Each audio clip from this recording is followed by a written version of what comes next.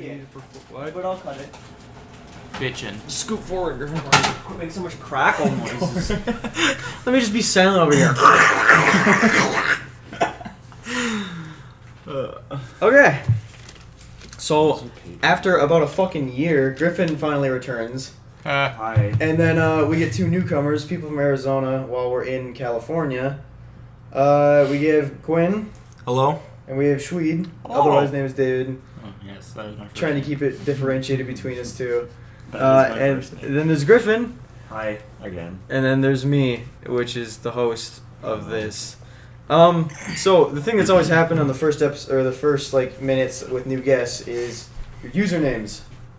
How the fuck did you get them?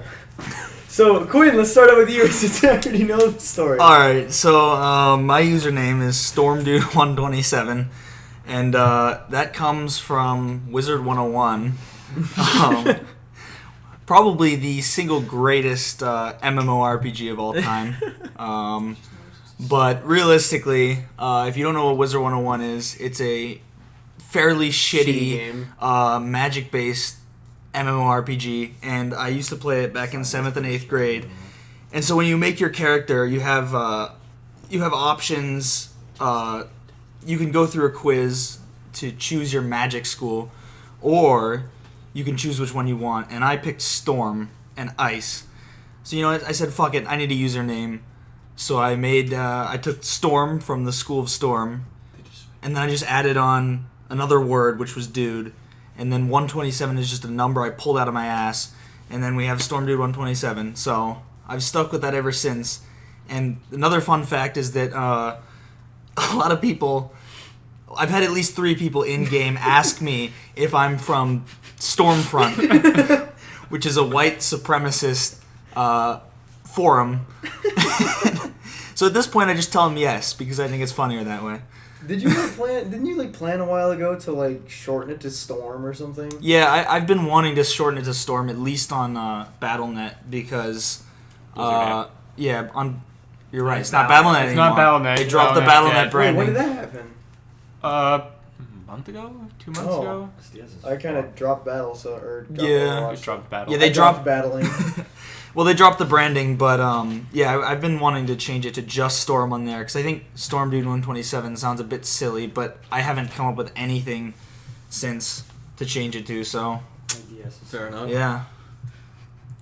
Okay, this is off topic, but so I dropped my fucking. Well, I didn't drop it. My DS was sitting in water in my backpack at one point because my water bottle opened and it just won't work. So before that happened, my L button was completely broken. And my R button was fine. Now my L button is perfect, and my R button doesn't work.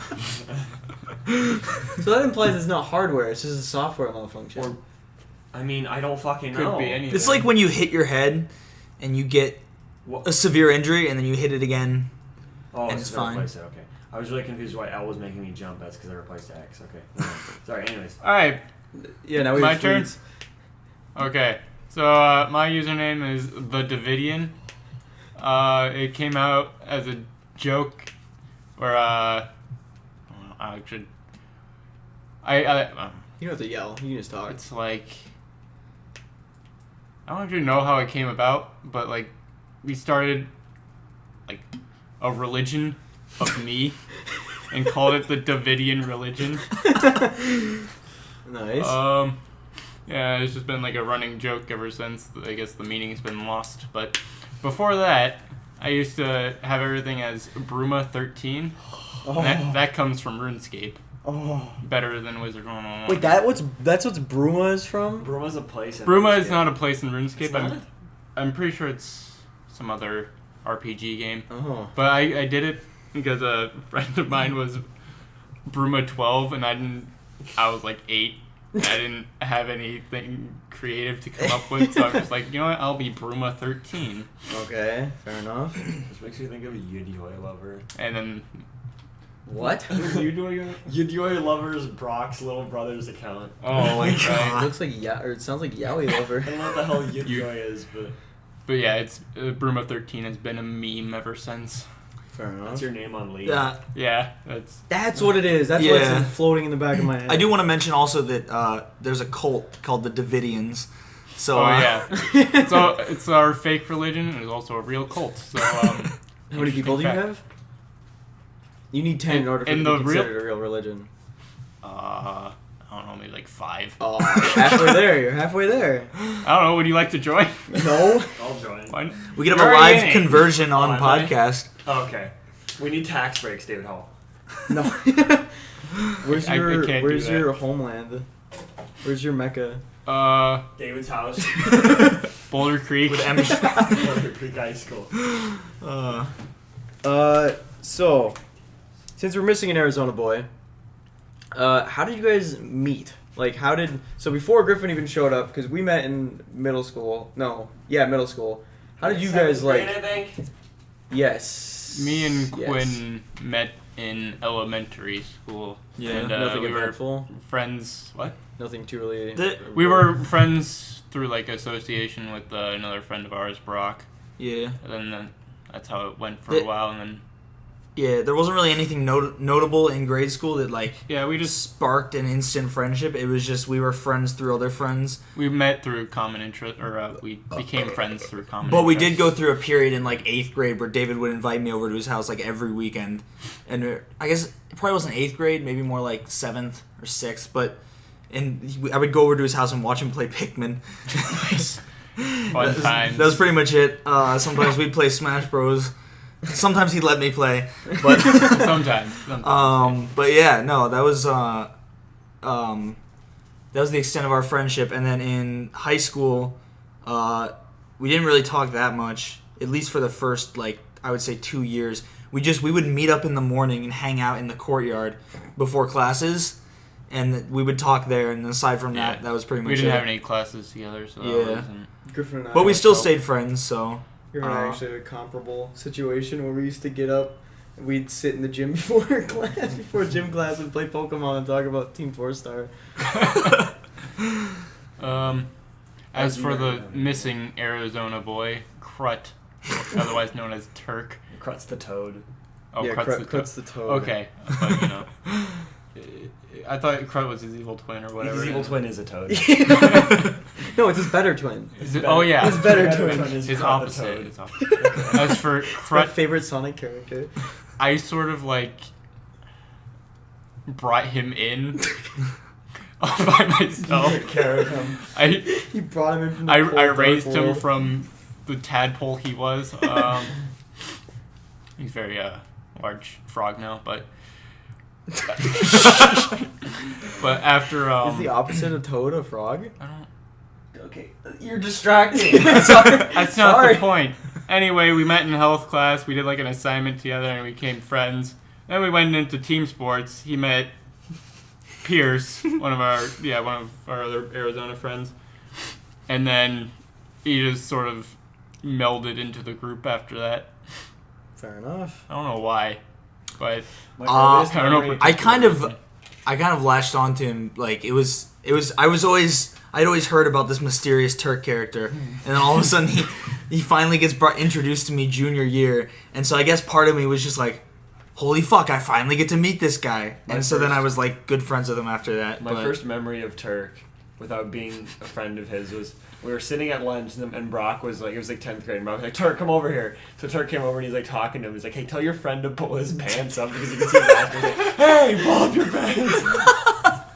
That's the first thing I remember of Turk. The first thing I remember of Turk was fucking Sawmill with that Corey Squad video. Nice hat, you pleb. He just- Noises. That's when who's the great and powerful Turk. So this is gonna be a really roundabout way of getting to it, but the end product will be what your favorite Lopey moment has been so far. No. But basically an overall, let's just go through an overall just quick like run through of the timeline of how we've essentially gotten to where we are right now. So we started out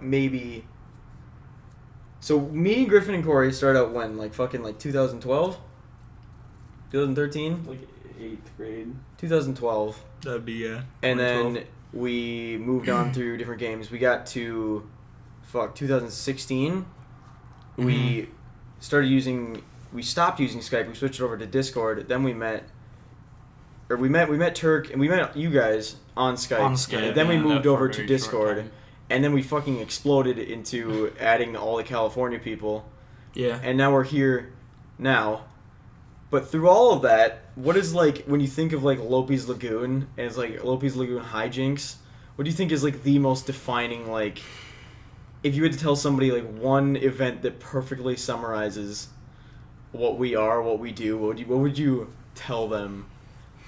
For me, the first thing that jumps to mind is fucking... Actually, I have no idea. There's nothing really that jumps to mind. Give me time to prepare. That's a 'cause I have difficult question. absolutely No idea. Okay, think about that for a while. Okay. But another thing we could talk about, or we could bring up again, that I'm pretty sure Griffin doesn't give a fuck about, is me and Quinn and Tweed actually had a conversation yesterday or 2 days ago about... So my question was, if you had to make a Smash Bros. Game, Smash Bros.-esque genre game like Brawlhalla, PlayStation All-Stars, Smash Bros., Guacamelee, or Guacamelee... Guacamelee is solo. Is it different? I'm It's pretty a sure. story mode. Yeah. I know there is multiplayer, though. I don't know how that works. I've It's never not played like it. Smash Bros. Oh. Rebels of Aether. Yeah, and then there's a new iOS game that's coming out. My question is, how would you make it different? What would your new gimmick be? The only thing I could come up with is like a grappling system, essentially, where you grapple people or the environment around them, trying to either fling them off the edge or fling things into them to fling them off the edge or deal damage that way. That's the only thing I could really think of. But then the issue with that is that you need to get into the character, because I would rather create a character-driven game like Smash Bros. Or Brawlhalla, where it's like each character is individual, but if you have a game like what I just said, it's going to be pretty much just skin differentiation. That's a word, right? I feel like that had too many syllables. Differentiation is a word. Okay. You can use it in math. But the one thing me and Quinn came up with is imagine like a bit more of a dumbed down set of skills for Smash Bros. So just like a typical B, typical A, maybe a couple directionals, but then you have a cooldown system like Overwatch. And then we also got into conversation as to why I thought resource meter is one of the worst things ever. Anyways, did you guys ever think about that after that at all? About what you would do? For me, it was in one ear, not the other, basically, because I was hungry and dying. Well, I mean, I like the idea of having ultimates in... Like, I don't like to... I relate a lot of things to Overwatch, but it really applies in the situation because the issue with the Smash Ball is that it's so random. One of them pops up and only one person gets it, and that can turn the entire tide of the battle. And if you look at Overwatch, everyone gets their ultimates. It's all at different times, but everyone gets them eventually. So you can't say that the ultimates themselves... Maybe the abilities they give you can be unbalanced in certain instances, but the idea of them works because everyone can build them up by doing damage. So I think that would work in a Smash Bros. Type game because you can just build up your ultimate. You know, maybe they'll call it something else, but build up your ultimate and use it, and it's just like a Final Smash, except you get it by doing damage, and you get it by just playing for an amount of time. So that way, even if you can't land a hit on your opponent, eventually you'll get it, and that can maybe help like turn things back in your favor. It should be ideally something you have to land to make it skill based, but. Yeah, the good example is imagine if like instead of having like a final smash, you just have like 3 like separate moves that you have a cooldown for. That would be really cool to use. The issue is you have to make them really cool to use. You have to make them fun to use. Like they have to look cool, and they're easy, but they're also skill based, and they're not an automatic win. Mm-hmm. So they have to feel powerful, like in Overwatch, but they're not gonna like every single time you get it, you're not gonna destroy the other people that you're playing with. Yeah. It has to be good, like, from game mode to game mode, like team-based to 1v1, 3v3, or something like that, depending on what game modes you allow. But that's probably where the issue with balancing would come in, is something like that, where it's you have to make sure that it's going to be fun. If you're just picking up the game and playing it for the first time, it needs to be playable. And for me, the PlayStation All-Stars mechanic where you have to like do a finishing move in order to kill them, that's a terrible idea, because if you just pick up the game in, say, like Target... That was my least favorite part of the game. I hated that. Yeah. Yeah. If you pick up that game and, say, like Target or something, and you have no idea that you're supposed to do that, you're never going to win. Like, also, for the record, the only good character in that game is Big Daddy. Can you play Big Daddy in that game? Oh, shit. Oh, Big Big Daddy's Daddy's the so character. I want to get that annoying. game. I always played Raiden. What about the two different infamous characters that are the same character, but they're just evil? You You mean mean, Big Daddy, so they're not what is it? Is it Cole. Oh yeah, Cole and Cole and Dark Cole. Evil Cole. Yeah, Yeah. Cole with a hoodie. Glob. What? You just Glob. globbed. Oh, I did. This is Gross.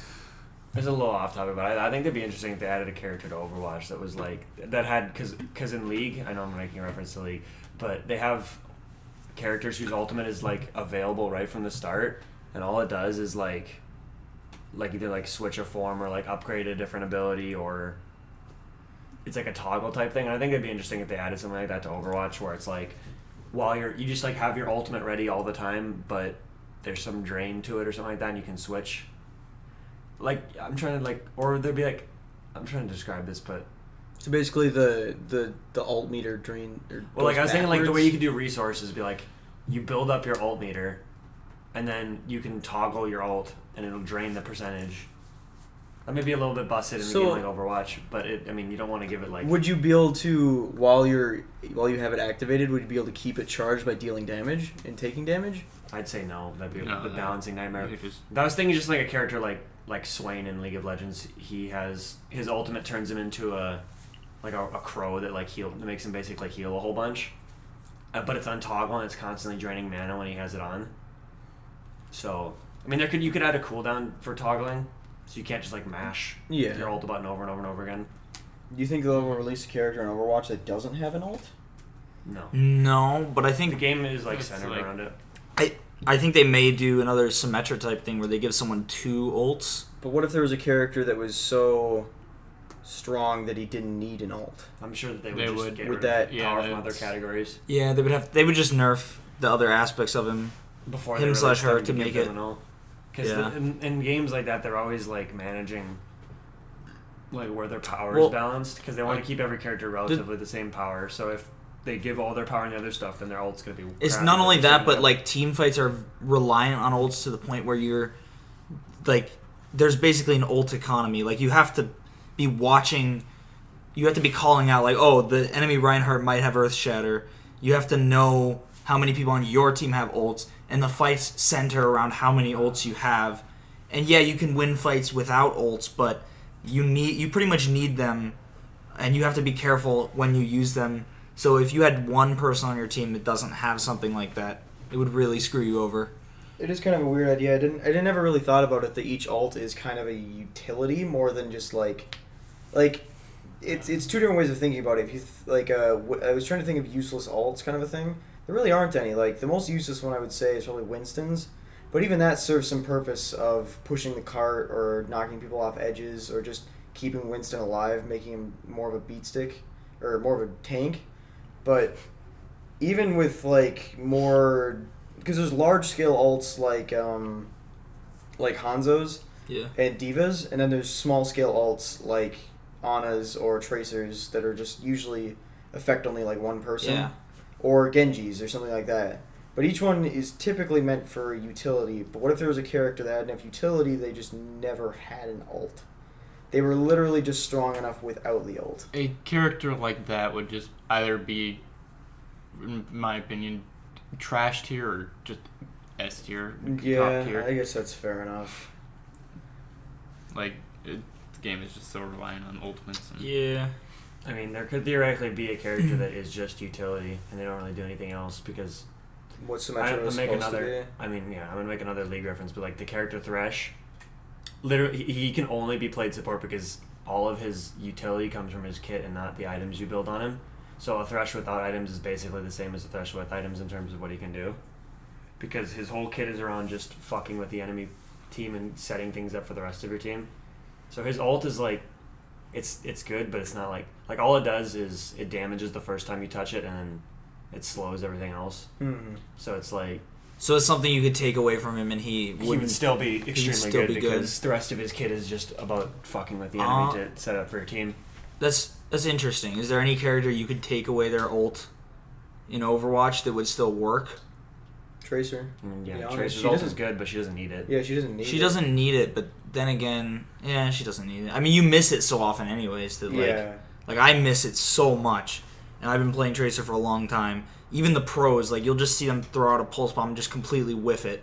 That's just because they can charge it up so easily. Well, yeah. They don't worry Well, about that's it. the thing. You can't like conserve it, because if you wait too long to use it, then you're actually wasting it more than if you would have just missed it. Yeah. So, I guess you could take away Tracers.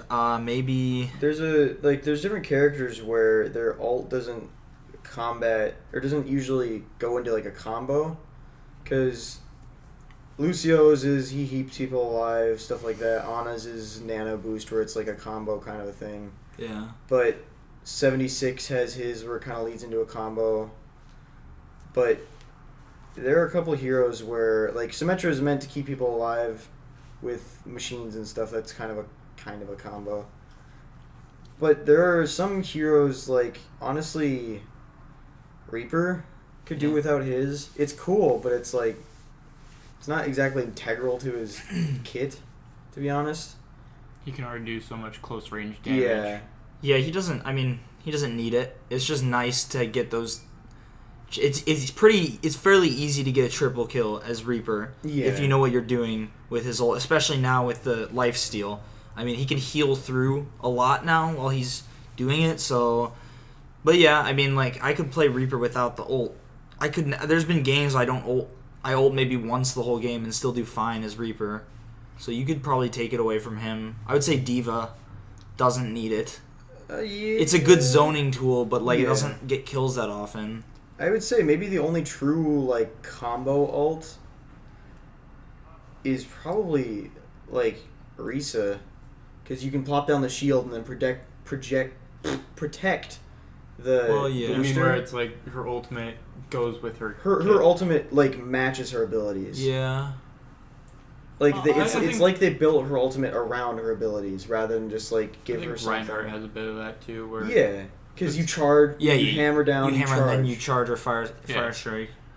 I'm not saying combos are like a necessary thing, but it's always No, but very it convincing should- that the character was built around. It should the synergize abilities. with their kit, yeah. Yeah, I mean, like Pharah works well enough for zoning. Sombra's makes sense. Sombra's- I mean, Sombra's kid, I think, already is kind of obnoxious because she's the only character with the silence. It It she's is obnoxious, obnoxious. but it fits her kit at least. yeah.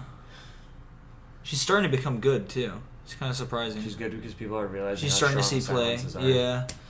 Yeah. It's just people are trying to play her like a traditional DPS. attack Yeah. DPS, which isn't how she works because her job is just to fuck people up from the back and silence them. Right. Silences, I'm assuming, just they can't. Silence is where you cut off everything except Cut off basic abilities. There was a lot of those in other games, but It's kind of a weird thing to have in an FPS. yeah, So because it's like a thing that's usually only MOBA type thing.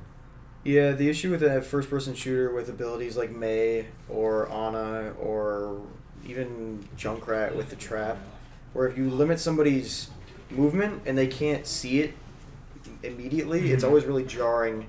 And if you haven't played the game before, you have no idea what's Squid going in on. Mario Kart. Kinda. I actually hate that. You just can't see. You're still moving. Yeah. But with like a first person, like if you're facing this way and Mei's right behind you, and Yeah. you don't see like the freezing particles or something, or you don't Yeah. know what to look for, you could just be slowing down for no reason. You have no It's- idea what's going on. Yeah, it's an anti-fun mechanic in my opinion. That's kind of just how CC is. Well, But- with a MOBA though, you can see what's happening. That's Because true. the You have a camera's top-down different- view. Yeah, you have a different perspective. There are exceptions. Like Nocturne's ult when everything goes blind and then he flies at you and kills you. Oh. That sounds fun. It's pretty obnoxious. No, yeah, you're right. It's actually scary, which is the point of his kit. So I can imagine being a new player and coming into Overwatch and being just frustrated as hell. I mean, we did that. We did that, but we got. I guess I don't know. We were I used mean, to other games. We got past it pretty quickly. May was annoying, but she For the doesn't most get part, not played. viable. Yeah, she doesn't Yeah. get played that much, so it wasn't really a problem.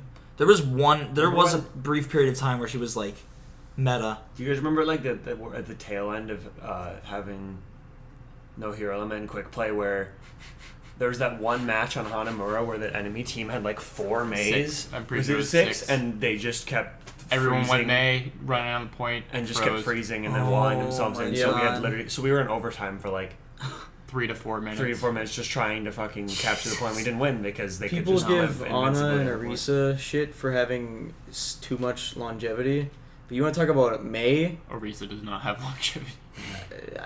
She's made of paper.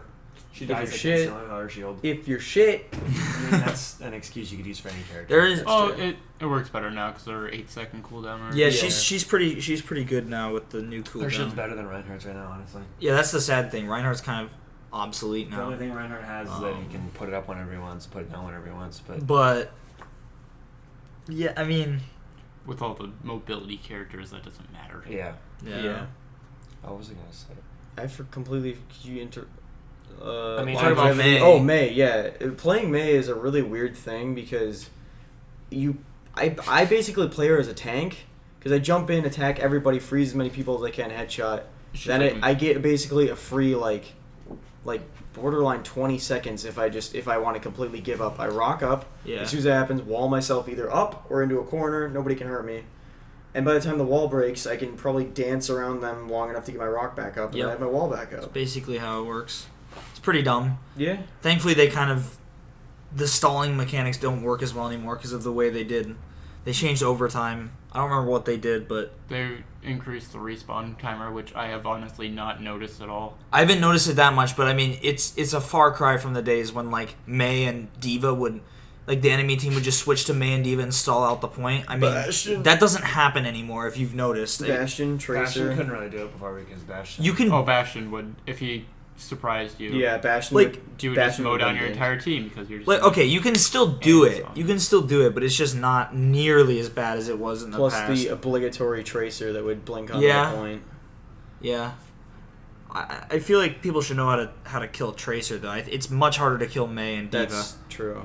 Tracer is Unless you're me playing with Orisa because it's a projectile against somebody who's moving faster than my projectile. I guess maybe it's because I play Tracer, but if I'm playing like a hit scan or like if I'm playing Reaper, I can pretty much predict where she's gonna blink and then just shoot there when she gets there. Mm-hmm. So I don't know. You're more experienced at playing Tracer though, so I'm not usually. Yeah. I'm not super good at predicting where Tracers are gonna blink, mainly because I can't get it through my head that people think differently instead of just being like Tracers do kind of think similarly because there's a lot of blinking is a really intuitive mechanic. Yeah. And if you think about it, people usually walk in the same place, so why wouldn't Tracers blink in the same place? Right. Also, I don't think Doomfist is going to be broken. I know his kit looks overloaded, but people He also looks- thought that Ana was going to be garbage. I know everyone thought Sombra was gonna be OP. So Everybody thought Ana was going to be terrible. Ana's like the best hero. He in the looks game like he's gonna be still, despite insanely being I like Fucking how every fucking oblivion. prediction for new Overwatch heroes has been wrong. Ana- Everyone yeah. thought Like Orisa Ana- was going to be ridiculous. Yeah, Ana was supposed to be Orisa terrible, is terrible, ridiculous. terrible, and she's been the best hero for a long time. Well, yeah, with her despite buffs, being but when nerfed she 1,000 came out, times. she was That's true. Sombra was supposed to be awful. Orisa was supposed to be Too strong. broken as fuck, but was because they not. just added every character she. I think Doomfist is just gonna be one of the Sure, new level. mobile characters, to be honest, because it seems like every single one of his abilities was a new movement. Yeah. Oh yeah. I mean, it looks like he takes skill to play. I mean, he's got a. I don't know how hard it is to land the charge thing, but I would assume that I would assume managing the cooldowns on your primary fire is going to be tough. I don't even know if anyone watching this will have seen. I guess by the time it's out. Yeah, by the time this gets out, the But- whole world will know. But yeah, I mean, All No, he- 7 billion people. Yes. Hey, Doomfist! When Doomfist. Hey, do you see Doomfist come on? I I don't know what accent that was. don't know. Trying to figure that out. I I was gonna join in, but I don't know what you're don't doing. know what accent I was going. I was going for a voice that wasn't mine. Hey. All right, Peter. The Doomfist character came out. Hey, Peter. Did you check out Did you see Doomfist? This guy's got a fist. It's Doom. doom. It's pretty great. But a lot of his movements to me seem like they were mainly mobile. Because it's gonna be like Winston isn't necessarily meant to be a super. Well, I guess he is, but he's not like claimed to be a super mobile character, but he totally is. Yeah. Then there's like Tracer, or not. Well, Tracer as well, but Sombra is also an insanely agile character. Same with Widowmaker, Lucio especially, Mm-hmm. probably the most agile character. Literally the most agile character. Yeah, Lucio's the hardest to hit, probably. Yeah. Harder than Genji. I've gotten used to hitting jumping Genjis now. because for some reason it took me a really long time to realize that every single time he double jumps, it's the same height. Yeah. So it's like if you just memorize the height, you're gonna be able to predict exactly where he's going. Yeah. And nobody weaves midair as Genji. No. Hardly ever. So those things are like if you're not double jumping, you're not gonna be doing anything, Yeah. right? Well, yeah, you have to double jump as Genji, but it's also, I mean, You should like. you double can jump get to the used side you and can stuff. get used to shooting at a double jumping Genji to the point where it's not hard Second anymore. nature. Yeah. You can go ahead and do that. In other comments, you're so curious. Okay, There we go. a gift from Swede. Thank you. That was very pleasing to the ears. Oh, I'm sure it will be. So then, do you guys have anything else to say on that, or is it just I think we talked about Overwatch enough. fair enough? Griffin's on I'm his. just Unless- watching, unless I'm you wanna- watching a clip of Doomfist. Did you want to loop back around to Dude, the that's- Smash Bros type Did you thing, or see- did yeah. we say enough on that? I think we said enough. Look at Alright. Doomfist. Hold on a second. It's gonna happen in a second. Just get ready. Gonna do Look it. at this. Is it a knockback? You just pick where you want to go and you fly down and crush people. And you're Wait, not how? going. What's the range on that? As long as you can. Whatever's in the radius. I like the fucking emote or the sticker. Is it? Are you invincible during that time? Well, you're up in I the would air. think so. I don't know if anyone can see you or not. So Maybe is you're that only- floating way up high. Maybe How's that gonna something work pretty- in like He's probably gonna shout something. in Lijiang Tower and stuff where there's a roof?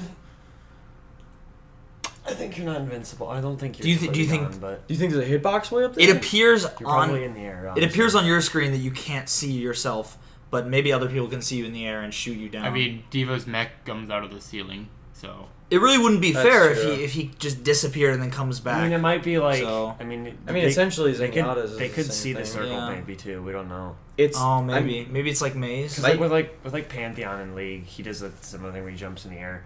And he's got a longer time to appear, but his circle appears like right away for his teammates, Yeah. and it appears like halfway through for enemies. It might literally be the exact same thing as Zenyatta's, except for instead of healing, like if you just made Zenny invisible, it'd be the same thing as that, except for Zenny's heals, Doomfist does It's damage. true, but you could always just double press Q or press the Q and damage doesn't click and then happen until you instantly hit just the come I know, back that's what I down. mean. before But it's anyone the same can thing react. where they're invincible while the circle is moving. Yeah. Now I wonder if the enemy team can actually see the circle. That's going to be the other thing. But Yeah. that's one of the topical situations, which I hate. Fucking hot. Yeah, it was kind of... So we had to turn off the air conditioning in this room for a while. It's getting a little toasty, not going to lie. Toasty! So, gonna get into more philosophical... Not really philosophical, but we're all pretty funny dudes. So, who would you say throughout your entire life was, like, either your first or, like... For me, it was Garrison Keillor, like a really early Minnesotan like comedian, but now it's shifted into like it was Sleepycast for a while, Game Grumps, Sony Plays. Now I get a lot of humor from that stuff, and I do get my humor from off of you guys. Like I get that stuff off of you guys. Do you have any specific inspirations? Like as you were younger, like Rooster Teeth, still some of the jokes still ring true to me. I wouldn't say it was when I was younger, but I do have one big inspiration for me, and I know you're not gonna like this. But Jake and Amir was a huge inspiration for me. Early stuff was all right. I will admit that not all of their stuff is funny, but their early stuff is really good, and it's just something. I think I probably first heard it when I was like in 8th grade. That's the only like comedy thing that I've come back to, like over and over. I just like the snarky responses that Jake gives to Amir. I think the deadpan, it's almost like deadpan humor, and I really enjoyed it. And just the crazy scenarios they get into. But you can take a lot of humor away from what Jake does, in my opinion, because he responds to Amir in just like this monotone voice, in just like this deadpan way. And it's really funny sometimes because he just contradicts everything he says in like a dickish way, but it's funny. And then they also have a podcast now, and I think that their podcast is probably funnier, at least the early episodes of the podcast, probably funnier than Jake and Amir, because they basically have people send them questions Are and they they in give character? advice. No, not in character. Oh, okay. It's just themselves, and they just talk to each other, but they give advice to people, and I just think they're funny guys in general, but also Key and Peele. Yeah, Key and Peele. Peel is really good. Key and Peele is a pretty big inspiration as well. That was way more recent, but Key and Peele are just, I mean, I just love their stuff. You saw Get Out, right? I did see Get Out. Get Out was God, fantastic. that was a good movie. But Key and Peele was great. Keanu was good. I haven't seen that yet. On the topic of Get Out, I didn't really like the beginning of it. Like up Really? until I mean, it was like it felt. I mean, I didn't. If you I didn't, dislike know but it felt, wasn't a, if you didn't know it was going to be a psychological horror, I thought it was a brilliant contrast between Well, the it two was just halves it of the didn't. movies. It felt like a B movie up until shit started happening. The movie The certainly beginning just isn't- felt like I said, just felt like unprofessional. Like Are we talking letter B or the letter B. He's saying like a Not B-list. Not like Barry the It's, Like, it's like yeah. a Barry Benson movie. Yeah, Like it a was Bollywood film? I noticed a surprising lack of Seinfeld, and it really upset me. And There are a couple parts of that. I guess we can talk about Get Out. I don't want to. I don't want to. You don't wanna get into it? It's just that I liked the movie. It's just I didn't like the first half of the movie. I can When see stuff what you started mean. happening. I didn't- I was like more into it, but before it felt like cheesy. I didn't realize it was. It does feel a bit cheesy, but at the same time, it's supposed to be a satire, I think. And I didn't. Is it? yeah, Yeah, it's it's a psychological somewhat of a satire. horror comedy somehow. all the, like the racial stuff. I think The racial Yeah. stuff was a huge satire. I mean, that was obviously like. Like nobody It's thinks so that. Like, nobody's ridiculous. sane No one's actually gonna do thinks that. But in this universe, it does exist. So that's how they approached it without it being, like, without it being dangerous for them to talk about it. I guess Yeah. is they made it such a ridiculous scenario, but it is sending a message in a funny way. But Griffin, the beginning had Redbone in it. How couldn't you just fall in love with it? You're right. I'm sorry. Yeah, Redbone. what the fuck? Like his fucking friend was just so I ridiculous. love that character. I love It's it. a good character, but it's just ridiculous. I love it. Josh did, or not Josh. Jake didn't know what TSA meant. Nice. Even Really? like his dad came in before the trip and he's like, "You guys everything like TSA approved?" And he's like, Jake's like, "What's that?" And I'm like, "Oh, I don't know what TSA. I can't remember. I don't I actually don't know what it stands for. but I know what it is. Yeah. Tra- I think it's like tra- Travel Security travel se- Administration. Yeah, Something like that. Travel Security Administration. I think Anti that's it. 9/11. Yeah, pretty much. Basically, we should go back to Key and Peele though because, well, what's your favorite Key and Peele sketch? Well, hang on. Let's go through the inspiration. Oh yeah, the I want to heck, hear what. man, yeah. Sorry, man. Listen. I gotta say something too. All right. Let's hear it, David. Better be good. I forget what the question was. Inspirations for comedy. Comedy. Oh, I mean, Could be really early stuff or like. I mean, what my is first, it like- right now. the first series that I really like, laughed at on YouTube was like Chugger Conroy. I don't watch him anymore, but Yeah. Bless up. after that, I went on to like Rooster Teeth. I don't know, Northern Lion. He doesn't really do comedy. I don't think he does comedy that much, but he does. Some of it was funny. Yeah, he's funny. I got into him for like. he has 2 funny weeks. situations, but We played Isaac all the time. Isaac, Yeah. yeah. Like right at the beginning of Isaac, but then I found a couple different YouTubers that did Isaac that did And, it funnier. and Team 4-Star, all the rest, Yeah. you know. Oh shit! You I know, completely stuff. forgot about them. I mean, Oh, and then Nova, all the creatures early on. I don't know. I never watched them, but I could see why people did. Basically, I watched like a lot of the same shit David watched, so not Bennett. not Pointing sure doesn't help. Bennett David, the Zazdor David, Host. host David. I watched a lot of the same shit he watched, so it's probably from there too, to be honest. So Really recently, it's been Oni Plays that's fucking invaded our brains. I So love that series. it's fucking pretty good. stupid. Fuck. Oh yeah, Quinn. So now we can get to Okay. your Quinn topic. Key and Peele. My feet Yeah. are sweating. You're sweating. How did that even happen? Look at them. They're What fucking does that sweating. It's gross. Yeah, It's it's just 'cause pretty you gross. are. I'm just gross. You're a gross. You are one unit of gross. You're just a singular gross. What would you call a unit of gross? A a Grollicule. stank. One micro, David. One stank. One. You were micro one whole Chester. stank of gross, Griffin. Look at my toes are like. Dude, that is Glistening. like 13 stank right there. My toes are glistening. The higher stank value you are, the less gross The it closer is. you are to Chester's heart. No. That's stink. You're approaching Chester drool level. That's Stank. approaching Chet Stinkvana. Corey's just laying in the back on his phone. Shout outs to Corey. Shout out to our He's dangling his little sausage fingers. staying in his little dick. Um, Got him. No. No dicks allowed. His dick is not out for the You record. did- Directors. Yeah, not yet. Quinn, look over your shoulder. Big party He's comes taking over. things slowly. What would you do if just something like flopped over your shoulder? I'd be impressed. From that distance, he's on the other That wasn't bed. the So. fucking stupid TFS joke of Vegeta turning right or whatever. Oh, you all better duck because I'm about to turn around and I don't want to smack you with my dick. Stupid. So, What else is on the menu? did you guys think it all on the favorite Lopey moment, or did that go over everybody's head? I don't know. Oh. I Well, like what- all of it. Yeah, you know what? That's fair enough. I don't think I could name one. Well, okay. Favorite moment ever. Okay, I would say the most Lopey thing that's happened is probably the fucking. This is really really old. Before we even got the girls from California, but way back in the day, when we were still on Skype, we had the Harambe's an absolute ape in bed Oh moment. shit! Yeah, I would say that perfectly sums it up. that's pretty Of good. just how fucking like out there we are, because all I said was I was just like, we're just playing on Lijiang Tower, I think, and No, I it was Anubis. was it Anubis. Yeah. Yeah, it was Anubis. You're right, and I'm just like I was like, I heard Harambe's an absolute ape in bed, and Turk just fucking loses it, and I was like, and I mean, I think that sums it up. I mean, Yeah. it doesn't.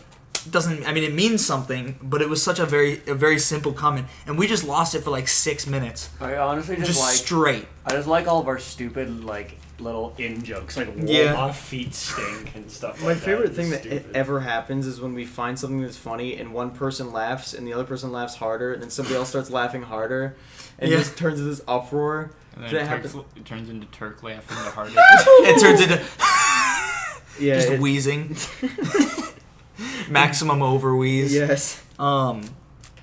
I think favorite moment. I think we could probably talk about what your favorite kind of moments are, like that kind of a Well, thing. okay, I can give you an actual probably. I don't know if it's my favorite moment, but definitely up there is when Mike bungled his sentence about the cheetah.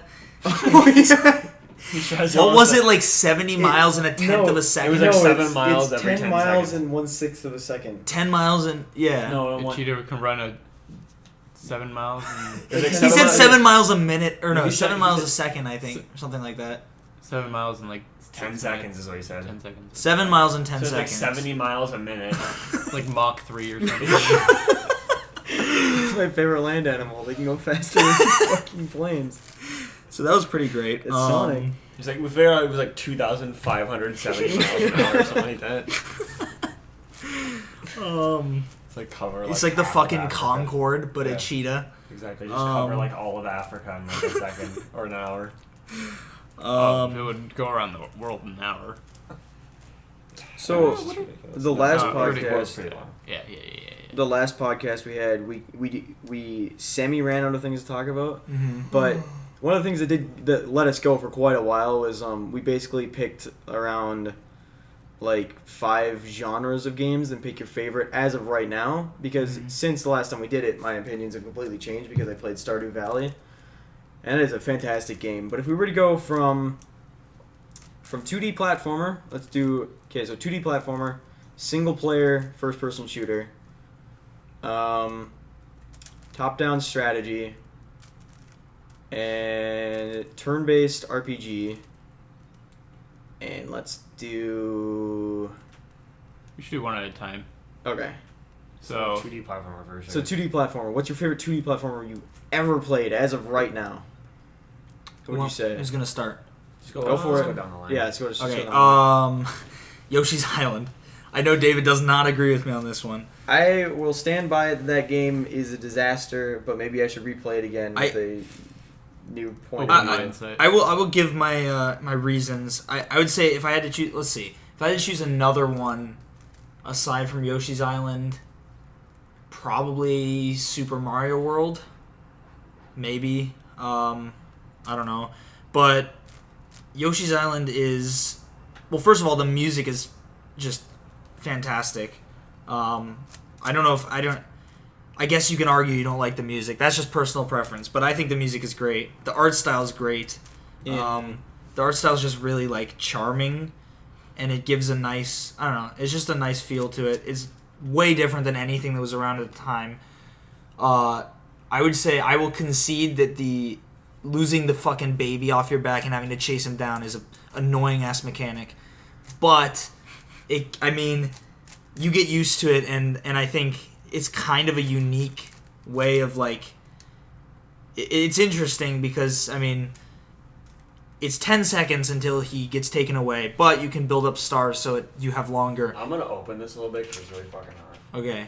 If it's too loud, I'll close it again. I just But yeah, I mean,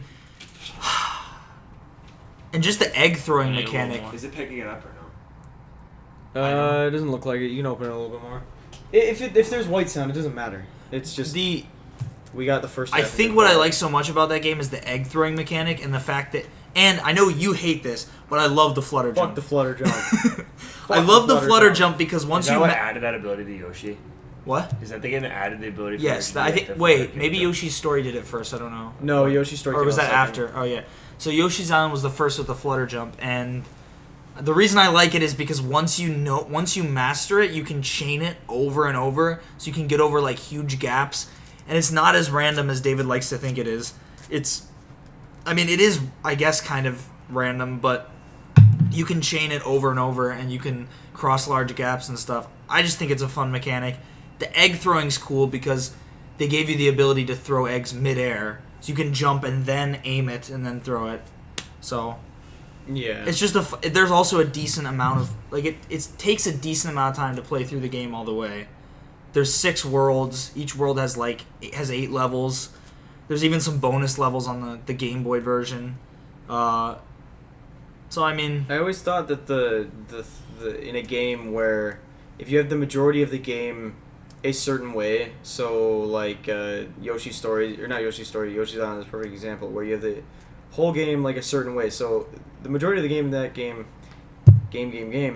is a 2D platformer, but then it throws in these random levels where you have to like do like a flying segment essentially with a helicopter or something. And if you can't beat that because it's a stupid mechanic or you just don't enjoy it, you're stuck.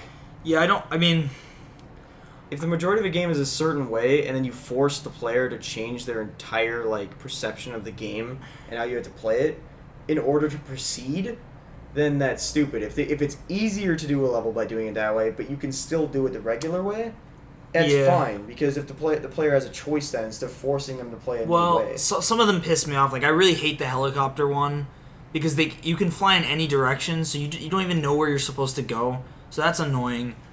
The mole one is fine. I like the mole. It's a little obnoxious because you're on a time limit and you got to get coins and stuff on the way. But I think that one's okay.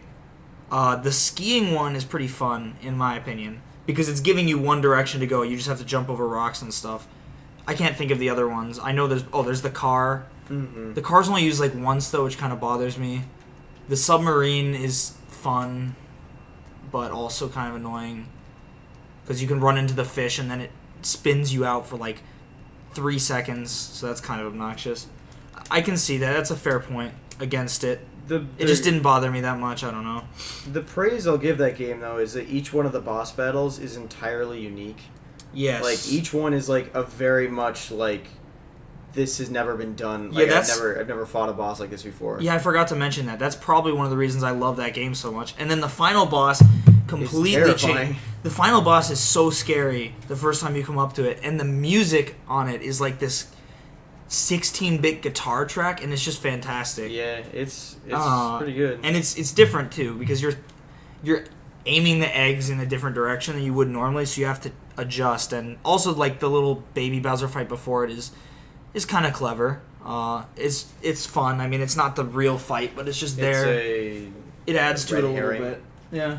So, yeah, that's my favorite 2D platformer overall. Fair enough. Shweed? So I like Super Meat Boy. That's it? You just like challenge, or you just like the instant respawn kind of thing? I like the difficulty level of it, and I mean, platformers aren't really my sort of genre. Fair enough. But I mean, aside from that, maybe a little Big Planet. It was a lot of fun. My favorite 2D platformer is probably not going to change, is Super Mario Bros. 3. Like the one that was on the NES. Yeah.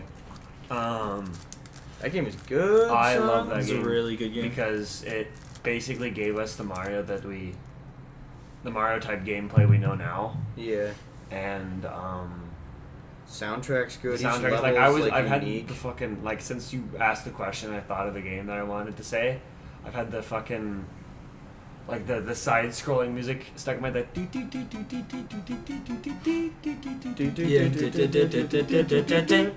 That song's stuck in my fucking head now. But I mean, I love the game stuck in my head. There's all sorts of different gimmicks with each of the different worlds, and I mean, all the boss fights are kind of similar except Bowser. But I mean, I like the gimmicks in each world. I thought the final battle with Bowser is super unique and cool. Yeah, it's hard. Yeah, it's hard. The Yeah. castle's fucking unforgiving. Yeah. Yeah. That's actually a surprising answer from you, Griffin. I was sure you were gonna say Teenage Mutant Ninja Turtles. Oh yeah. He doesn't look Fucking- like I we all know how bullshit much you mother. love Teenage Mutant Ninja Turtles Turtles. bullshit mother. Oh, that game was a travesty. Turtle fucking. You gotta go back and get a part 3. Yeah.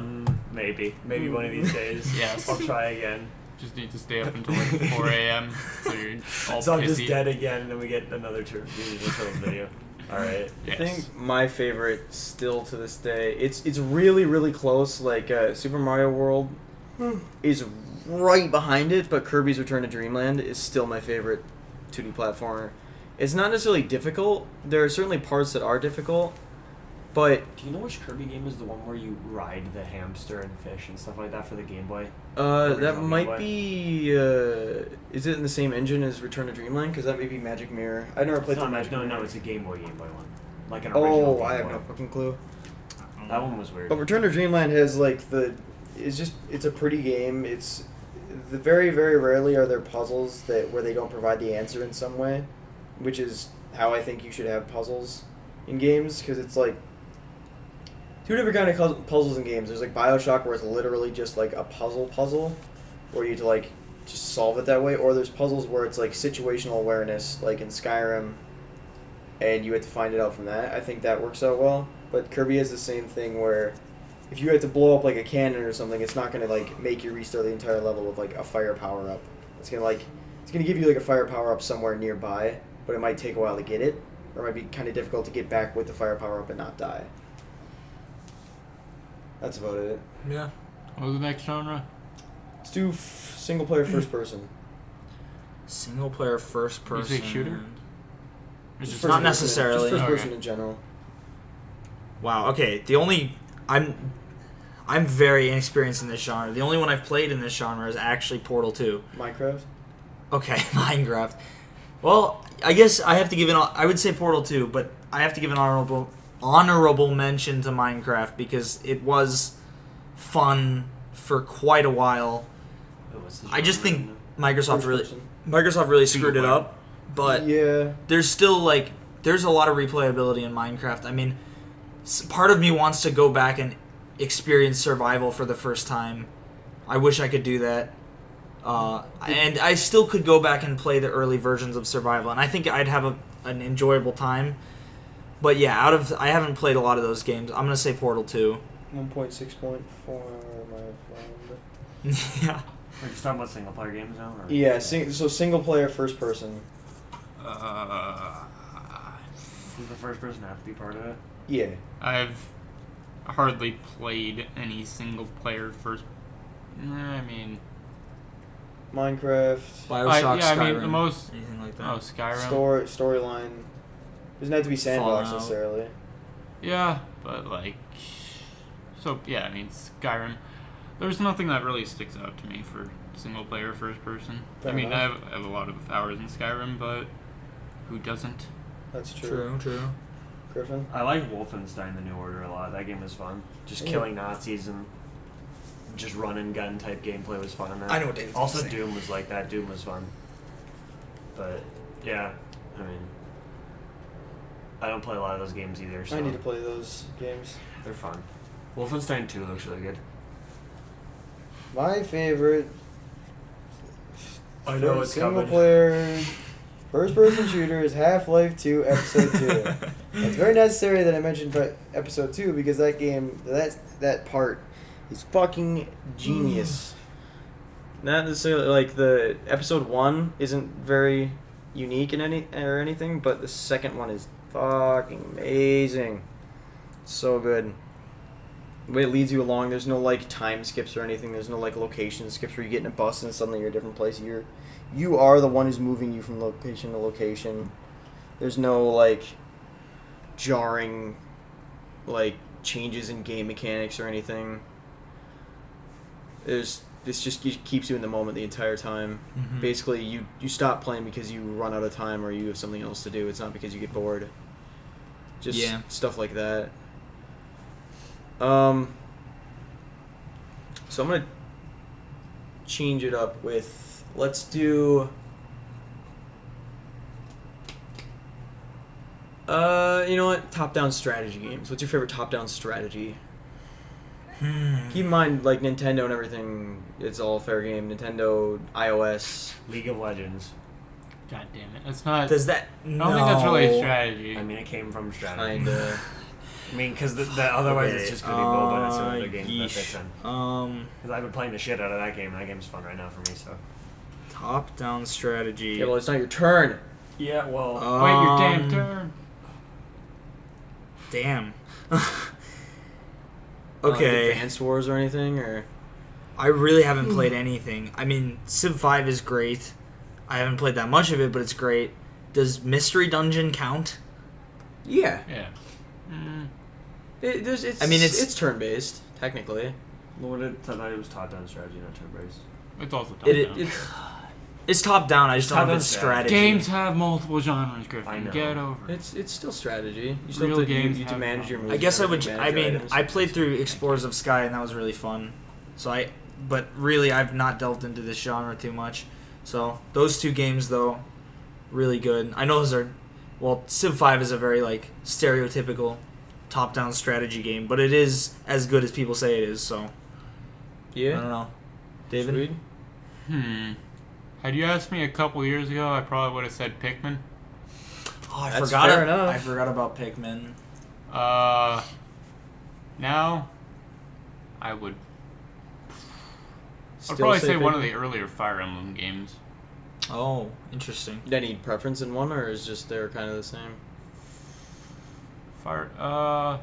Blazing Sword, Okay. probably. I don't mind the new games as much as most people who played the old games do. Mm-hmm. Well, I mean, I thought Fates was awful, but what was the one before that? Awakening. That was pretty good. I enjoyed that. Yeah. All right, now you can speak. League of Legends. Whoa! No. League of No, Legends. come on. Because I have been playing that a lot recently, and I enjoy the fact that there's lots of characters to choose from. It's like 4 hours a day. Yeah, it's a lot. 7 hours a day. I don't know if that picked up. Oh, it does. Okay. But there's tons of characters to choose from. You know, lots of different play styles. You can take them, do different things with them. I just like the variability in it. I mean, it's frustrating at times because that's like fucking MOBAs in a nutshell. But That's games in a nutshell. yeah, Yeah.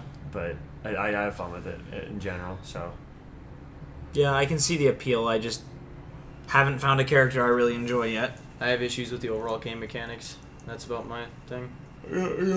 There's just there's so many characters, it's tough to I feel like it's tough to balance them. There's just going to be characters that get hard countered by others, and there's really like nothing you can do to salvage the game at that point. So to be fair, I haven't unlocked draft pick yet though. So draft pick makes the game 100 times better. Yeah. But what was I gonna say? I mean, fuck, I've lost my train of thought. League being fun, Yeah, diverse. it's like. The best Incorrect game things. ever. I mean, I think League has an easier entrance into like playing MOBAs than Dota does. Oh, okay, I thought you could say. HOTS is the easiest if you want to try learning how to Yeah. play a MOBA, but HOTS because I is tried playing better. Dota before I tried playing League, and Dota was horrendously confusing. it's so confusing. Because I think Dota's a lot more mechanically intense than Dota's League is. harder than League. Also, a lot. Dota has a lot harder. Like everything in Dota lasts longer, in terms of Yeah. like what abilities do. Stuns and stuff. Like there's an invincibility. There's a character in Dota that has like invincibility that lasts for 8 seconds, which is an unbelievably long amount of time. That's insane. Because it's total invincibility to everything. Whereas I think there's characters in League that have like bits and pieces of that, where there's a character whose ult Olaf makes him immune to CC, but he still takes the same amount of damage. Yeah. And there's a character like Kale who gives invincibility, but it lasts for like 2 seconds. And then everything is a lot shorter in terms of like stuns, because like I think like 3-second silences in Dota is the norm, whereas like the average silence now in League is like 1.5 seconds, if even. Mm-hmm. So I like League because it's a MOBA and there's lots of stuff you can do, you know, but it's not as ridiculously difficult to get into as Dota, in my opinion. So I feel like if I wanted to, I could get into it, but not necessarily into the gameplay, but the lore and the fandom, like all the art and everything. Obviously, people like it for a reason, but right now League's in lore limbo right now because they're trying to rewrite everything. But it's trying to do a new 52, but they're doing it all at different times. yeah, they're picking basically like regions right now and redoing them. Interesting. They did like Demacia and one other place right now. That entire time, I should have been thinking about my next game, but I completely spaced out, so I was totally focused on what you were saying. I guess for top-down strategy, the first thing that comes to mind is Civ, but Mystery Dungeons is a really good game. Yeah, if I had to pick a second, I'd pick Mystery Dungeon games. I think I'm going to have to go with Civ, though, because Civ is the only game I've ever been able to sit down and play for 8 hours and get up because I needed to go someplace rather than I was tired of playing it. Yeah. It's very much one of those games that if you sit down with somebody who's around the same skill level as you, you guys can sit down and play and just talk and have fun. Usually the game will end in one of you getting bored and then leaving, like last time I played with Mike, or something similar to that, where it's just like, just it being a long game is why it gets old. Right. But victory is fun. It's just you have to remember that you have to sometimes be brutal in the game, so sometimes tempers may flare. But Yeah. other than that, yeah, I think that game is just complex enough to where it works to have its own borderline completely functional like economy that works, but it's also not too complicated to where if you play a couple of games you're pretty much fully immersed and there's not much you're missing out on. There's like a couple secret stats and everything, like different cities have different advantages and stuff like that, Yeah. but other than that kind of a thing, I think that game's probably the best top-down strategy I've ever played in the traditional sense. Yeah. I mean, like one time it took me 100 years to destroy you because you stole one technology from me. 100 years literally in real world time. Perfect example of overkill. That was I just felt like making sure that I wasn't going to miss anything. So I had to stack my army. Even though I had no soldiers. You see, because they kept that was expecting fun. you to make them and you just didn't. So Nope. They just accepted it. Yep. Yeah, that was fun. And then Turk just built We up just science gave the entire time and destroyed us, which is fine. That was fun though. I'd never played it before, and that was the first time I played it. And for a strategy game to be able to pick up and play it and figure things out along the way is pretty impressive. I mean, granted, I like to think I'm pretty good at figuring out how games work, but there's a lot of stuff to learn in Civ, and it didn't take me long to understand how everything worked, so Yeah. that's a big positive, is that it's fairly intuitive. You don't really, I mean, you kind of have to go through the tutorials, but if you have someone there to explain the very basics, then you can just work up from there. So,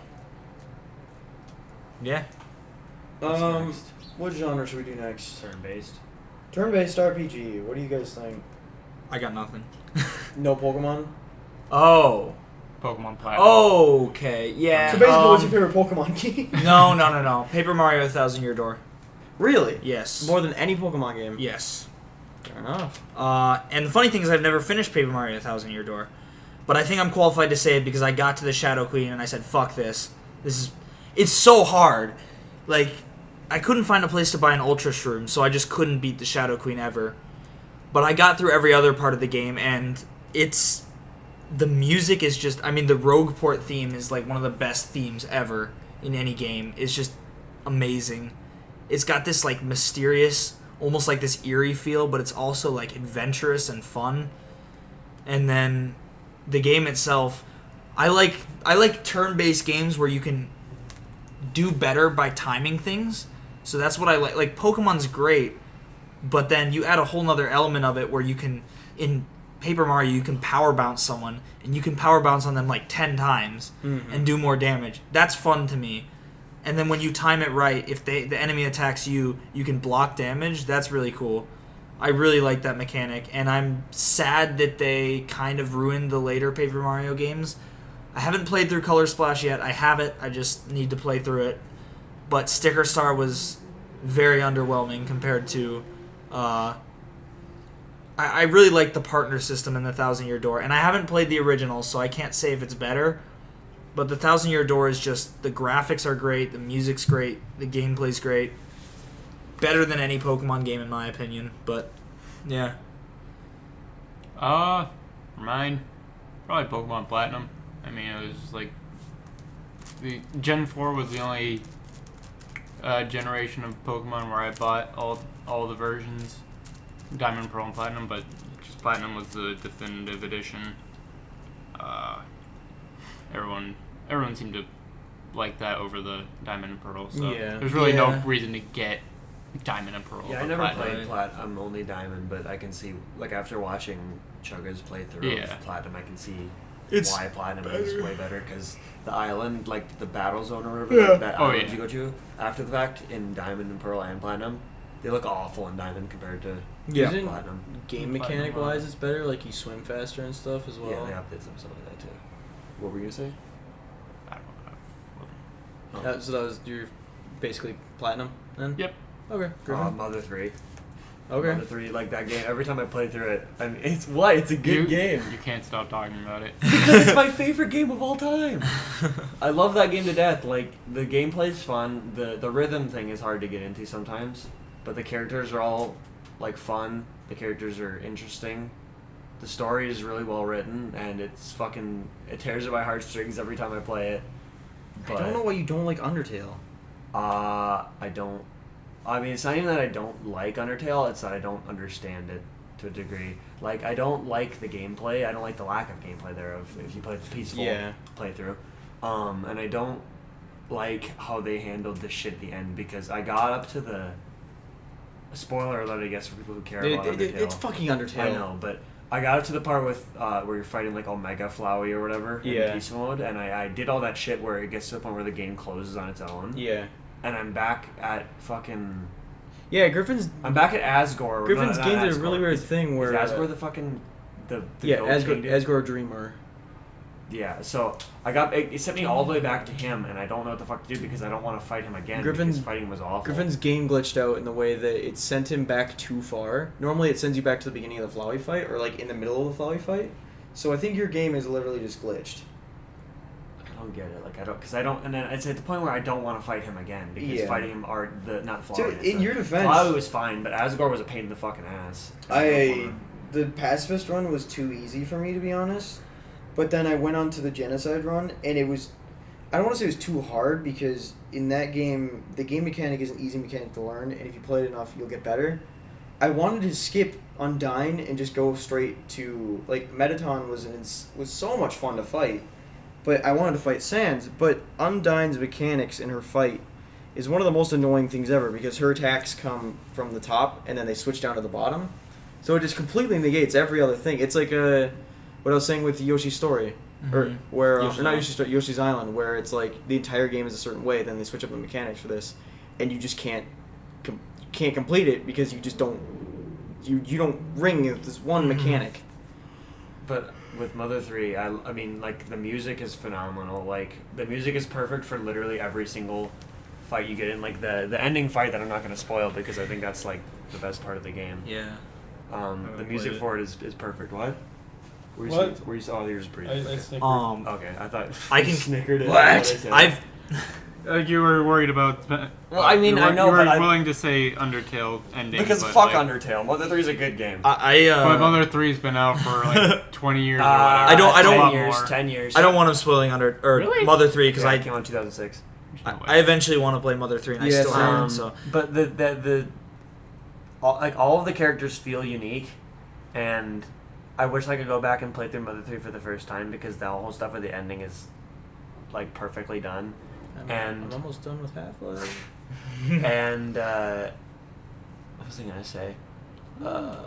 Like I just there's so much to love that I can't like pick Yeah. specifically.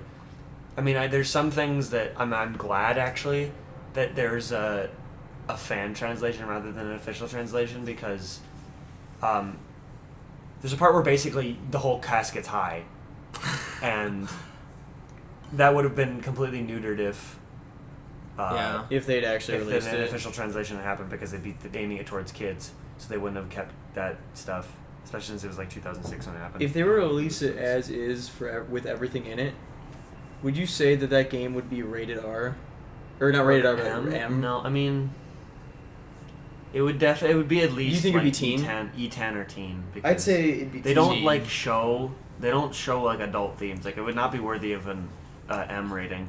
I think it has to be teen for the drugs. It would be. at It would be. least. I mean, yeah. I mean, 'cause you're a kid beating a dog with a one of my- baseball bat. I mean, the Earthbound has a similar rating. That's than that. true.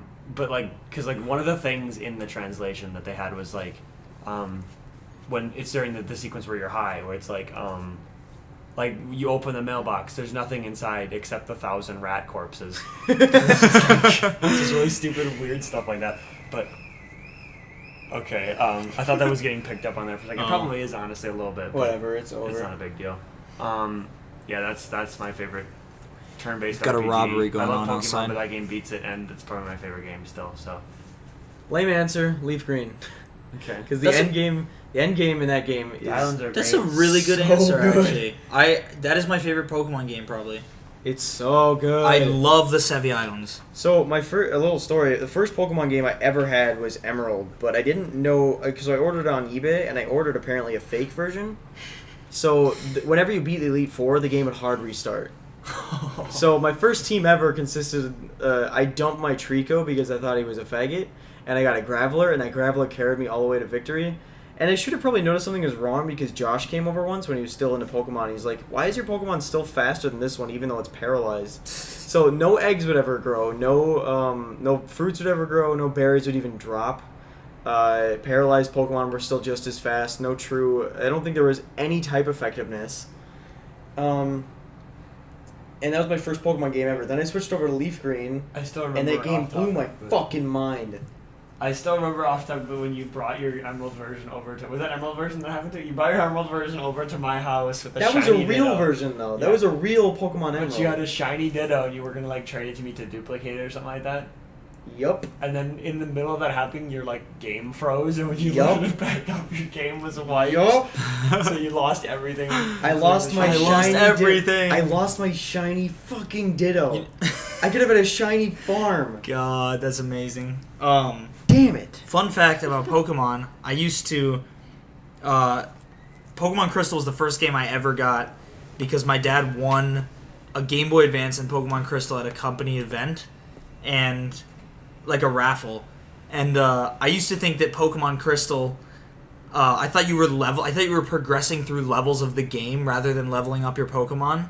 And I also didn't know how to save the game. So I would go through the first part of Pokemon Crystal and I would usually get up to the point where there's like, I don't know if you remember, but there's like a line of people blocking like a path. Mm-hmm. I don't know if you know what I'm talking about, but I would get there usually and just get stuck. And then I'd turn off the game and start from scratch every single time. And that's how I did it when I was a little kid. And so I never played through Pokemon Crystal. Nice. So yeah. Have you still not to this day? No. I have a Crystal I and a played Red through battery. Pokemon Soul Silver. I've never played through the originals ever. So, Leaf Green was my second Pokemon game, and that's probably still my favorite for the same reason as you. The Such a good Sevi game. Islands are just. I wish there was even more to uncover there, but like the stuff they put in is just already amazing. So. Yeah. Non-ironically, that fake trailer I put up of Leaf Green was going to be an actual Let's Play, Mhm. but within like the first like 10 minutes of me playing it, I realized this game is a good like 50-hour game. Like if you're gonna do all the end game and do everything like the way you should, Oh yeah. that game is fucking long. And it's not the difficulty's nothing to scoff at either. Yeah, exactly. That's the thing. That- You had to put in time and That was back grind in the and day experience. when the Elite Four was actually like hard. You had to be level 50 for the first one, like with everyone, and like 65 Yeah. for the second one. Otherwise, you're just fucked. And then Yeah, like it took me so long to beat that. I remember like celebrating when I finally beat the Elite Four. well, I mean, then you had to go find like Lorelei and stuff, and then Right. like they get stronger. Like they I think they cap at a while, but each time you beat the Elite Four, they get a little bit stronger for like a little bit. I think. For it goes up to a certain point. I think Yeah, I think it stops caps at like after a level while. 60 or 70. I think. I thought it was after the second time they just got stronger. I They, think they get stronger after the first time you beat them. and then I think they get I think stronger that's it. after. They might not, but no, it seems there's like. just the one power spike. Oh, okay. But it does go up, and it goes up pretty significantly. And then after that, you can farm them for experience. It's I a had it pretty decent way of farming for experience. I had it down to a science of 45 minutes with my level 100 Rayquaza and my level 100 Venusaur, and I could EXP share everything else. I got to the point where I could pretty much get through all of them with my level 100 Zapdos. Just thunder everything. Yeah. Thunder and Shockwave. Even Shockwave would kill everything. That in was one the hit. thing. I tried to go through it each time without using any PP ups, so I had to figure out how to Yeah. keep as many spaces available, but with no Oh, PP yeah. ups or no ethers or anything, elixirs. Mhm. So that was the biggest challenge, but That was always tough, I but had yeah. too much time. Yeah. So the next thing I was going to ask, what is a single player... Actually, let's do a multiplayer game that you, right now, put more time into just to get better. Like, it's not even necessarily you enjoy playing it, it's just you put time into it now because you want to be better at the game. I haven't... What? Okay. I haven't done it in a while. I haven't played in a while, but Rocket League is that game for me. Like, Rocket League is the game that I've felt the most tactile sense of improvement, I guess. That's not the word I'm looking for. Tangible. Yeah. The most tangible sense of improvement is Rocket League. Like, after playing for, like, you play the first time and it's just miserable. Like, it's fun because you're just fucking around, but it's also miserable because you can't hit anything. Mm-hmm. You cannot pick up and play that game. You just can't. But once you get into it, after a few weeks, you start to be able to hit the ball. You start to be able to predict where things are going. And then I really need to get back into it because it's I don't know. It's fun to see yourself improve. And I really want to learn how to do aerials. And then once you get good at it, it's a really fun game to just play whenever you're feeling bored. Mm-hmm. So... Game that I'm trying to improve the most at. I mean, Overwatch has died down. I'm not too interested in League as the new game, so I'm trying to get back into Hearthstone, Okay. which It's a good one, yeah. Seems like you've been doing it a lot, so I imagine you're getting better. I haven't done it as much as when I initially played.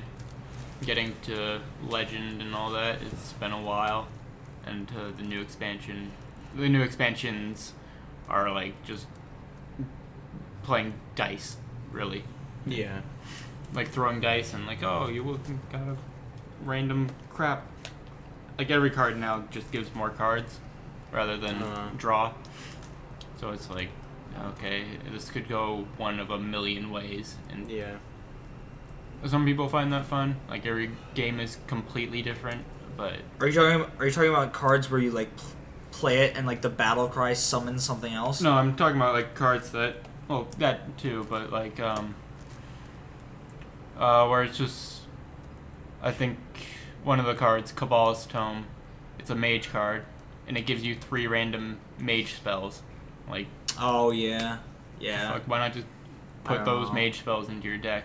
That sounds like Right. a much more fun mechanic. Yeah.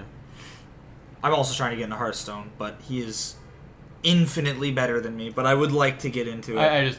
I've just been playing it for 2 He's been years. playing it so for a it's long like time. I have all the cards and But that I I need. I'm trying to get into it too. It's a fun game to play when I'm bored. Driven? Game we're trying to Now, here's the thing I had to say, because I know you're going to say League, but the question is, are you right now playing League more matches because you need the points, or are you playing it because you're actively trying to That's get a good better? question. I need the points. Because you want to unlock more stuff. So are you playing right now? I'm not playing. I don't play You're- to get my I don't play because I need to get so and so to play them. You're playing it because you find it fun. I'm playing because I find it fun, but But you're not. I don't think you're. Are you at the point where you're actively searching to get better, or is it just I'm trying right to now? get better with more characters because my pool of characters I can play is small.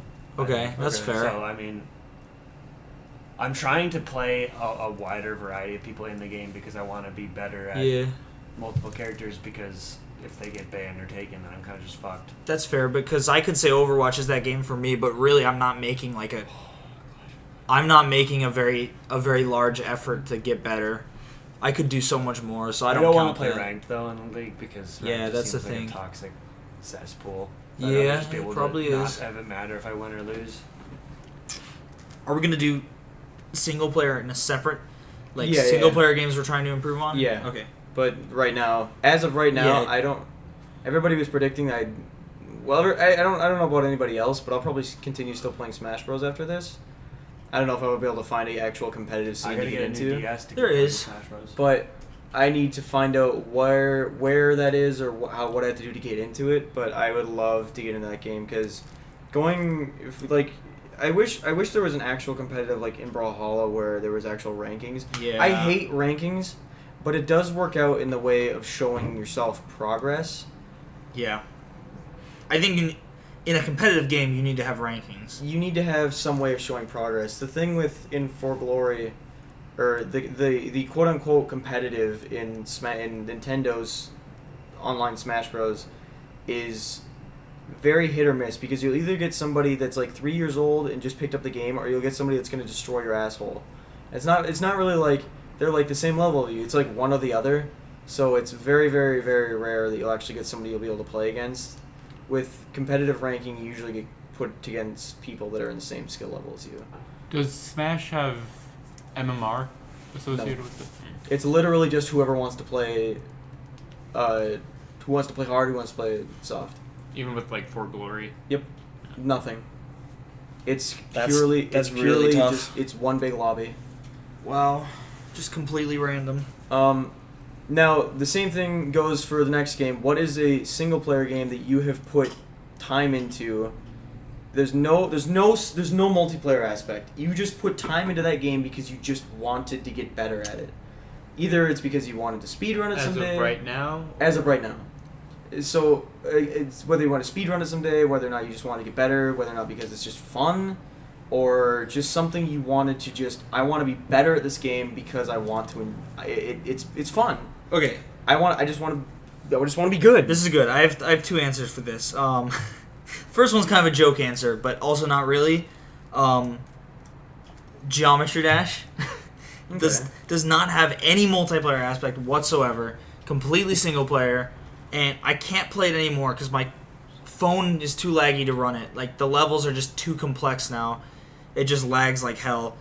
I can't play it on my computer anymore really because it's one of the few games that just my computer can't run for some reason.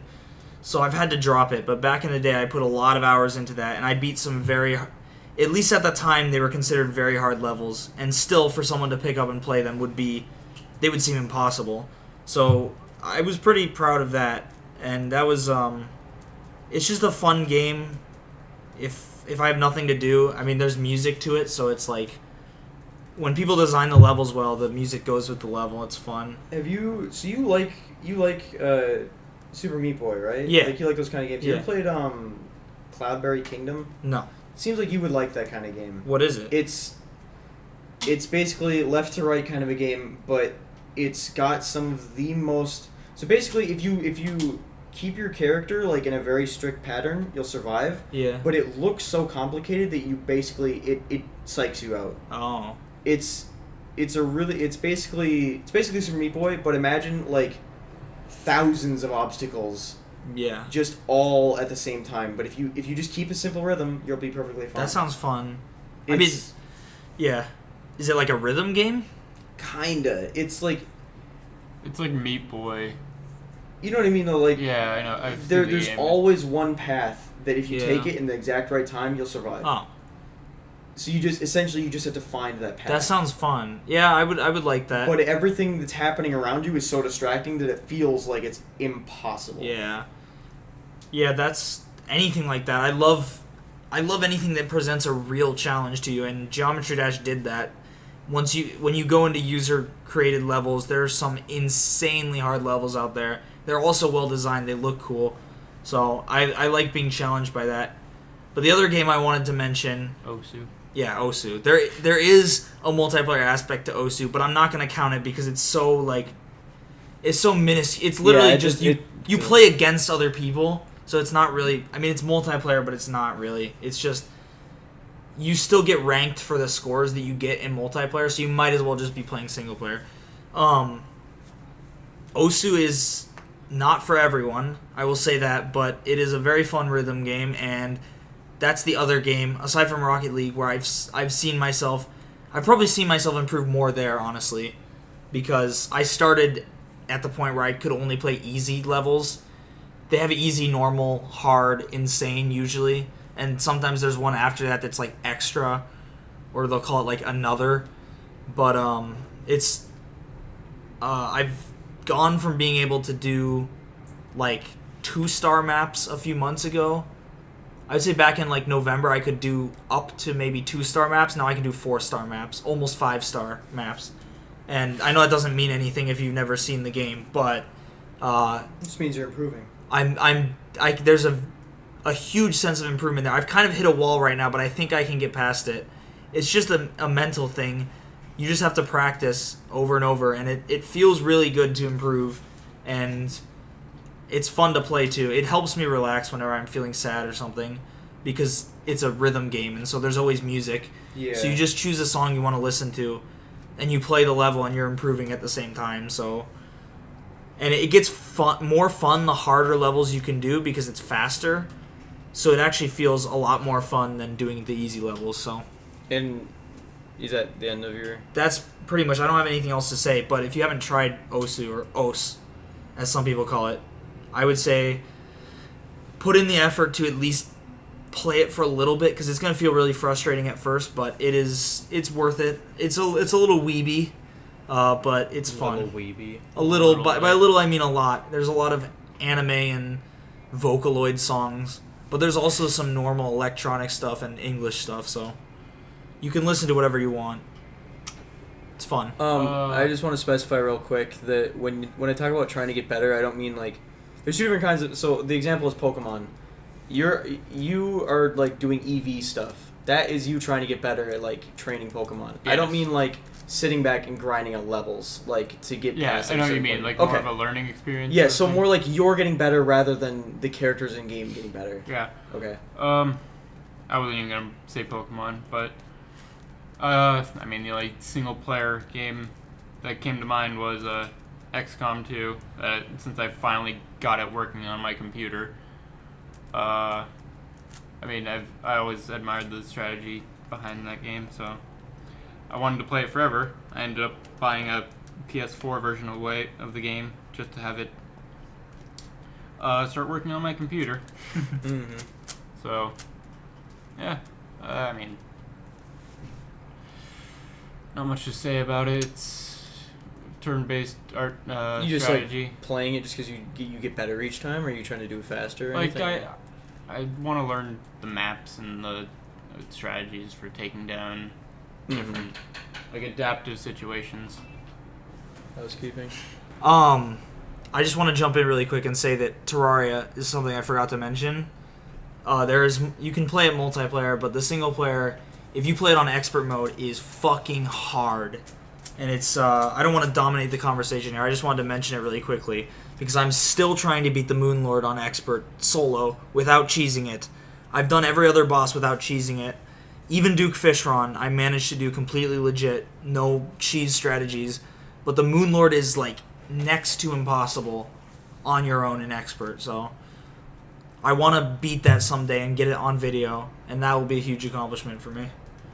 So I don't really have any single player games. I don't play single player games really much anymore, to be honest, at all. Nothing like Super Mario. You just kept on trying to beat over and over. I mean, I just played those. Like Super Mario, I just play them. Is there any game you go back to every so often that you just like playing, or? I mean, like Super Mario 64, I just like running through every once in a while, but I don't really. I don't play much single player much anymore, really. So, I mean, occasionally I'll pick up a game and play it for a little while, but I don't really have any games like that I try to get better at or whatever. So.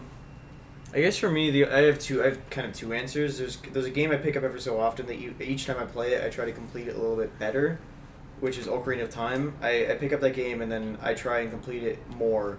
So, because you can beat the game and it's not 100%, but I just try and pick it up and find out more things to do in it, try and find, like, the big Goron sword and stuff.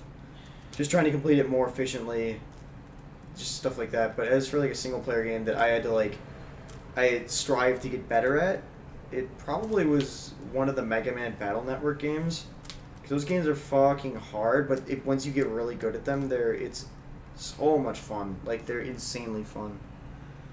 But that's probably my answer for that. It's really hard to explain. I was gonna ask one more, just all around, all of our answers. What is a game you play? Maybe not even like one of your favorite games. What is a game that you play that you like that is a genre-less game? Like, there's no other game that's truly like it.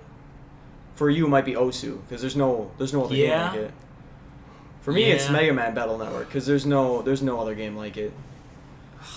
Man. That's truly the same genre as Battle Network. There's nothing. Okay, I'm gonna say Osu for now. I'll let everyone else answer, and then I'm gonna think about it. Swede? Anything? Probably like the Ratchet and Clank franchise. You could probably. Is it a 3D platformer or? It's 3D platformer action game though. Like you could compare it to something like Jack and Dexter, but for the most part, it's its own thing. Okay, Griffin.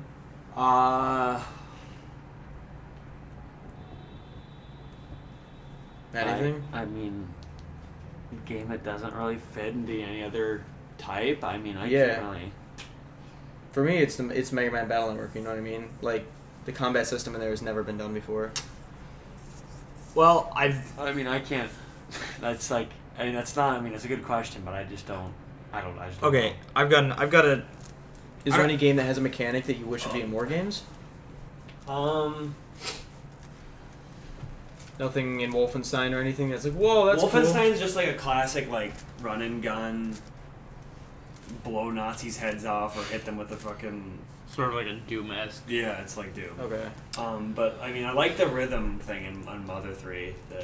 If you hit to the beat of the music, you can do more damage. But... There's not really, I mean, that's the only really super unique thing. I've got an answer. I don't know if it counts. I've just really been wanting to bring up this game, Sly Cooper, specifically Sly Cooper 2. I know it's a 3D platformer, and I know, like, Spyro and even, like Jack and Daxter, all that stuff is technically, like, in the same genre. But Sly Cooper is really, really unique in that, like,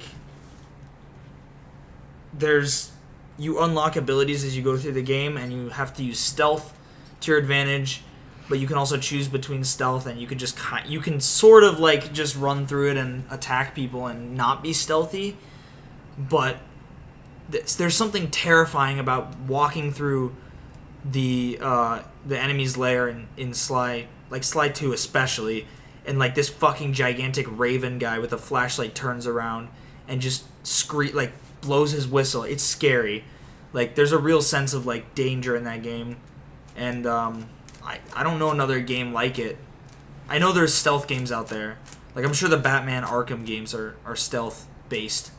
But just shit at them. But this is more unique because it combines platforming and stealth to an extent that I haven't seen before. And I think they're just... Sly 1, 2, and 3 are all fantastic games. I have not played Sly 4, but I think it's also pretty decent. The thing about trying to find a unique game, like where you can't compare it to any other game, there's always one that starts it, and then it's either unsuccessful, so that nobody likes, and then or there's a bunch of other imitators that bring in the mechanics of that game. Yeah. Well, a good example of one that denies that is Capcom really, really, really liked the mechanics of Battle Network, a Mega Man game. Yeah. Do you know what that is? Basically, the fighting system is a 3x3 and another 3x3. You guys are both on side to side. Basically, move inside the grid, attack people.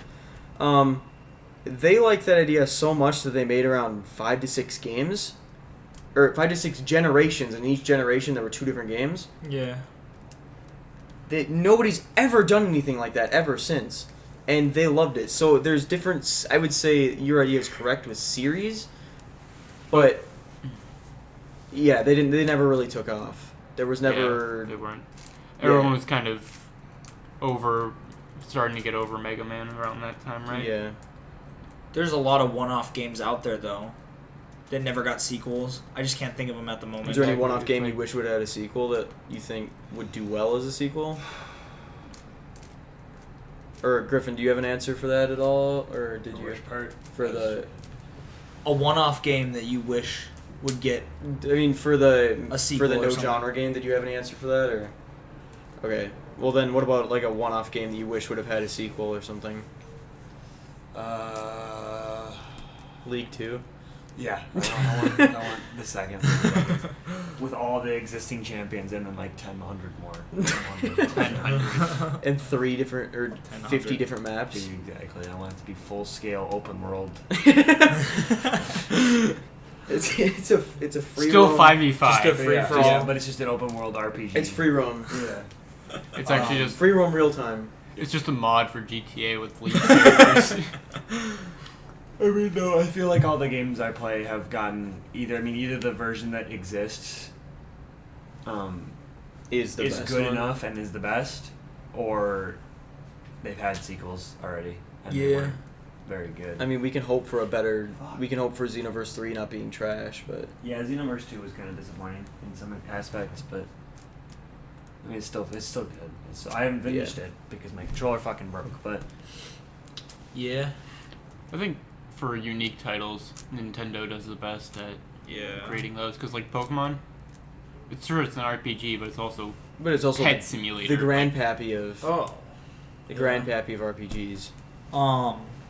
One of them, yeah. Yeah, well, yeah. I would probably go to Final Fantasy, but Splatoon.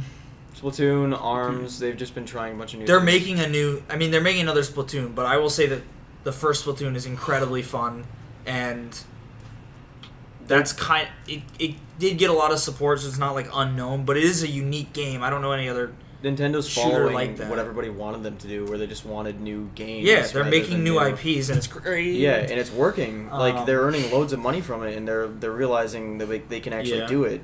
Well, so I haven't played ARMS yet, but my brother has it, so eventually I'll get to play it. But Splatoon is very unique, so that I think that counts as, Yep.